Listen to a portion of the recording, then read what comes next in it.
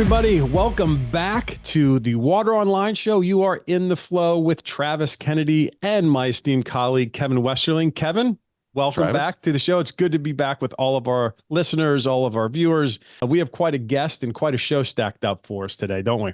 We do. So welcome, listeners and viewers, and we're very excited to get this thing going.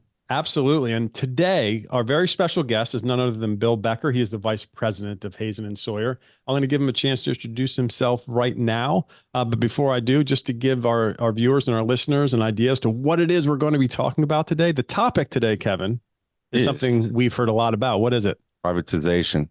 Privatization of municipalities. Right. Right. So of course, water. That's what we talk about. It is, right? It's not going to be privatization of, private sector bubblegum factories or anything like that. But yeah, this seems to be a growing trend in the market, and we want to make sure that we explore it from a subject matter expert that we know will have a lot to say and give us a lot of input and background and information. So, Bill, why don't you let our viewers and our listeners know a little bit about who you are and how you interact with water and wastewater utilities in the role that you're in?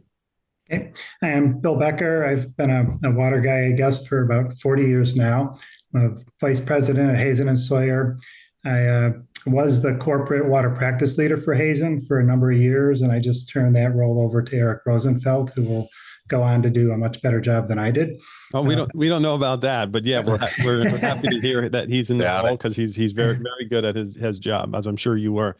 He will be. In my role at Hazen, I've had the opportunity to work with some of the largest utilities in the country, from New York to LA to some very small utilities. And so I've seen a lot of different water quality issues, water management issues that occur across the country.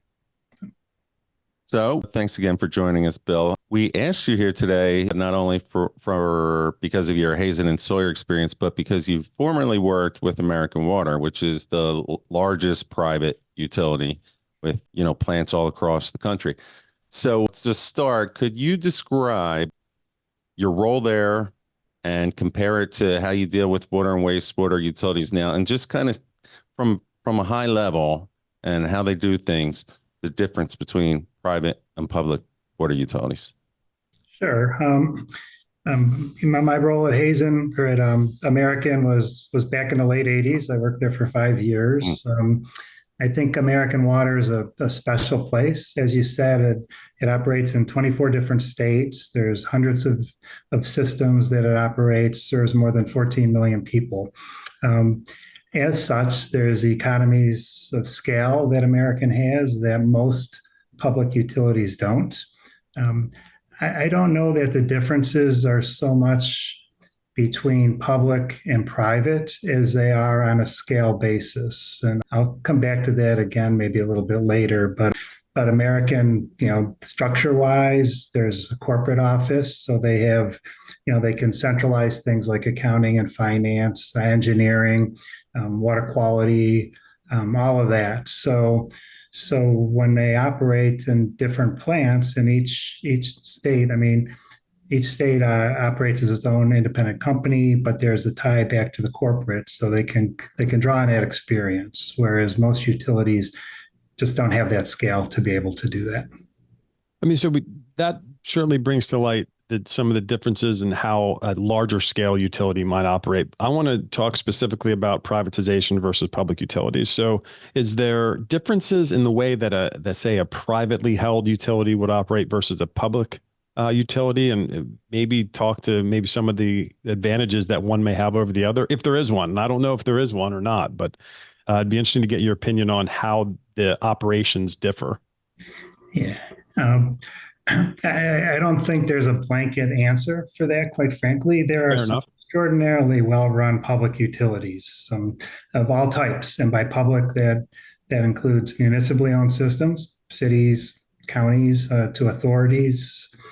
So there's a scale spectrum of utilities that are extraordinarily well-run. And then there's the other end of that scale, you have the Jackson, Mississippis and the Flint, Michigans, right? So it does depend on the individual system. I think a lot of cases, privatization is definitely the way to go. Certainly for the the medium-sized utilities where the political management isn't really skilled enough to operate a major infrastructure system. So when you say skilled, just to follow up on that, so I'm just curious in terms of if there's one advantage of one over the other, is there an advantage that, say, a publicly held utility might operate under, and would there be also a benefit from a privatization standpoint? Like, is there one benefit for each that you can maybe point to? I would say the benefit of a private utility, well, I think there's a few. Mhm. One is they have the expertise in-house to Yeah, that solve helps. to solve a lot of their issues. They also, the way the private utilities are funded, Hmm. they're, if there's a capital improvement that's needed, they can go to the Public Service Commission, Public Utility Commission, varies by different states, and request a rate increase for that. And that's outside of the normal politics that mayors and city councils get embroiled in. And they're That makes able to sense. earn a return on that investment. So, That makes a lot of sense. in a one regard, I think private utilities are better able to keep system up to date and running and not have the aging infrastructure issues that many other cities seem to have. So that's an advantage on the private side. The public side, if it's a large enough system and I guess managed and governed in a way, what comes to mind to me is like a Fairfax County Water Authority. They're able to maintain their system, keep it up to speed, install advanced technologies because that's what the authority decides is needed. And they're able to raise the capital and the rates to do that. Okay, yeah, and that's great from a great description from an operational structural standpoint, and that would naturally benefit customers. But I want to focus solely on the customer side and their experience. Is there any what's the advantage from a customer standpoint from being served by a public utility? And bear in mind that we're going to ask you what's the advantage from a private. So it's kind of like a comparison, but like from a public utility standpoint, what's good from the customer side of things? Speaking as a customer. Yeah. Yeah, as a customer, I would say from a public perspective, the advantage it depends where you are. If you're sitting in Jackson, Mississippi or Flint, Michigan, I'm not sure there is an advantage of being served by the public there, right? Because they totally mismanaged those systems for many, Right. many, many years. Took money from the water utility, used it for other things, and ended up in the positions that they were in. On the other hand, if you're a customer of a well-run authority or municipal system, then all the water quality needs are met, the capital infrastructure is up to date, and your rates are perhaps arguably a little less than they might be from a Mhm. private system, but I'm not sure that's always the case. In fact, I Isn't know it's is not always the case. Yeah, is there not like an old school mentality though that it just should be a publicly run thing, like a comfort level based on that, as opposed to having shareholders and private interest? Does the consumer ever even think that way? You I don't think? think the average consumer does, right? I mean, you're both power companies, electric companies, cable, all those are privately owned, and people Mm. don't seem to have an issue with that. That's a I great point. Yeah, I don't want to get away from that point. I don't mean to interrupt you at all, Bill, but that's a great point. I mean, there's every other aspect of what we get inside our home, whether it's power, electric, gas, cable, whatever, are run by private companies. Interesting point to make. I didn't quite go there, and I didn't even think of that being a customer of a publicly owned utility. I didn't even think of that. But I'm sorry, Bill. Go ahead.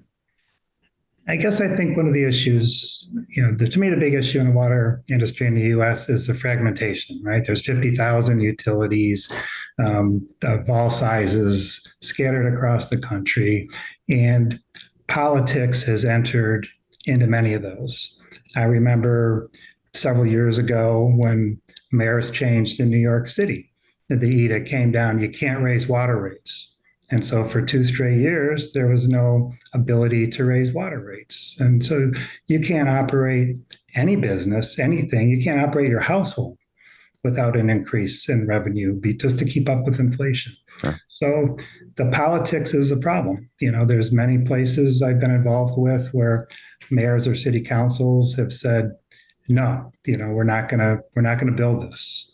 And because no politician really wants to vote to raise taxes or raise rates for things that people can't see. They'd much rather spend the money on a park or something that helps them get reelected. And that's a problem with municipally run systems. And I hear the argument, we want local control over everything, but local control often means buying water from one utility, selling it to your residents, and marking it up. And then that money gets used for, should be just the water system. In many cases, that money finds its way to other coffers and cities. Interesting. That's an interesting point. I want to stay on the customer experience for just a second. So we talked somewhat about the customer experience of a public utility. Pros and cons from a customer's experience related specifically to having a privately owned utility servicing them. I've lived in places where I've got water from both, and personally, I haven't seen a difference. Interesting. And yeah. Day to day, I've lived in good communities, so the water came on my tap when I turned it on. It met the regulations. It didn't smell funny, taste funny. Always good. First sign indicator if it smells funny. Always good. So, Bill, would you say that privatization is becoming more common these days? And if so, what factors do you think are contributing to that? I think it has, and I think it will continue to going forward as municipalities have more pressures, budgetary pressures and others, just to, manage populations and schools and other city functions. The EPA just last week, I think, issued a draft rulemaking called the Water System Restructuring Assessment Rule that gives power to states and other public water systems to, take over or restructure failing water systems in the U.S. So those with repeated water quality violations, it makes sense to regionalize those or get those together to cut down on the violations and the fragmentation that occurs. And I think that's a benefit that American has and its customers actually have. They're able to equalize rates across the state in many cases. So when they take over a system that's otherwise failing, they can invest the capital that's needed and then spread the cost of that throughout the entire rate base in the state so that it's not unaffordable for the particular utility that needs that investment.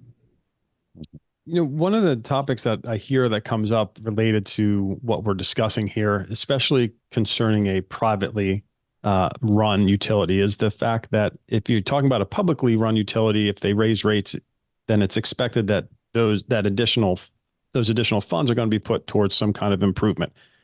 Pipeline replacement, filters, disinfection, whatever the case is, whatever's needed. Some of the concern, and I don't know if it's warranted or not, from privately held and run utility is that they are technically, because they are a private company, they technically are for profit. So they can essentially raise rates to increase revenue for a for-profit company and not necessarily put all of that money from the increased rates back into the systems themselves. So is that fear justified? And what could you say to help maybe alleviate some of those fears? Well, it's a little outside of my area of expertise and Fair enough. experience, but But what I do understand is that in order to raise rates, the Mhm. private utility has to go before the Public Utilities Commission. Mm. Interesting. Good. And Mhm. there's rate cases and there's courts and there's people that'll testify on both sides of that argument. The water Got it. company wants to raise rates. They have their experts. The public advocate side doesn't. They want to keep rates as low as possible. Yep. So they'll challenge Duke it that. out a Yeah. little bit. Like everything else, it seems it's getting duked out in the courts. Yeah, yeah.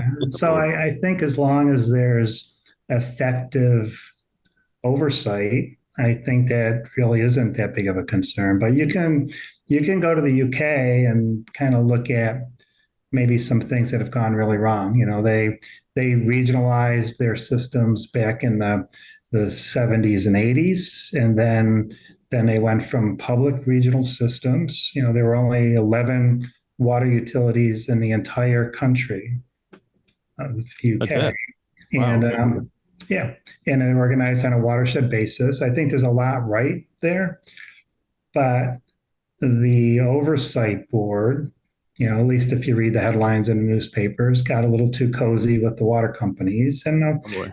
face it, when big hedge funds come in Mhm. and they privatize something and take it over, they're looking to make money. Of course. There's no doubt about it. I would say I don't lump American or, Middlesex, the ones that operate in this country. I don't lump those into the same bucket so much. But a lot of assets were stripped after they sold to the private companies. And so there needs to be the proper oversight for that type of privatization to really make sense. Right. How about let's talk from a technology standpoint. So we at Water Online, we're always promoting innovations and trying to get utilities to be more innovative and install new technologies. Have you noticed in your experience any difference between the way private companies or private water utilities are willing to take on new technologies versus publicly held utilities? Yeah, I think, again, at American, first of all, a lot of great research has come out of American over the last 20, 30 years. Very true. Yeah. Our understanding of pathogens and treatment has increased dramatically from a lot of the research that came out Mm. of it. Agreed. Likewise, there's a lot of large utilities. New York City DEP has done a lot of great innovative research over the years. HRSD is doing a SWIFT project now, right? That there's a lot of great research and innovations that are coming out of that right now. And there's several others you can point to. So I think it's a scaling issue again. If you're large enough, you can do the research and adapt it. As far as actually putting those technologies in, I think the American waters are better able to do that because they can rigorously test stuff, um, on a smaller utility. And then if it works, they can rapidly scale that up and implement it to their other utilities. From a municipal perspective, it's harder to take that leap of faith of being the first one to try something because, it's public money. Yeah. And you have to make sure it's going to work before you install it. I think what could really be, I sit on a lot of these types of panels at Columbia University's America's Water Initiative thing. And it's interesting because you hear Wall Street talk about, there's billions of dollars in need in the water industry. We have billions of dollars. How can we make this all work? And Just happen to have billions. yeah, What shall I do with it? And for, one, they want a high rate of return, which isn't consistent with the water industry. But I think a lot of times these companies could maybe say, we have a new technology, we'll install it for free, operate it for a year or two. If it meets all the required, come up with a contract, if it meets all the requirements in that contract, then the utility will buy it for X dollars. That would protect the utility and also get the technology installed more. So I think both step up to the plate there. Smart. Before we let you go, I want to turn our attention towards the future, just for a quick minute, if we could. So, with your expertise and your knowledge, and I know you're not a prognosticator of what's going to happen in the future, but because none of us are, but how do you see the public versus private utility ownership playing out in the future, whether that be over the next, let's do this, let's break it down. over the next year and over the next 3 years? I guess over the next year, I don't know that a lot will change because nothing changes that quickly in the water industry. Very true. That is a perfect answer for this market. In a year, I don't know if a lot's going to change, but over 3 years, we may see this. Yeah, over 3 years, I think you'll see some moves towards consolidation. Okay. Some of that consolidation will be private utilities acquiring municipally run systems. I also think there will be some consolidation amongst municipal systems, where some neighboring systems will take over other neighboring systems, or they'll merge neighboring together. towns, right? That's interesting. Okay. Yeah.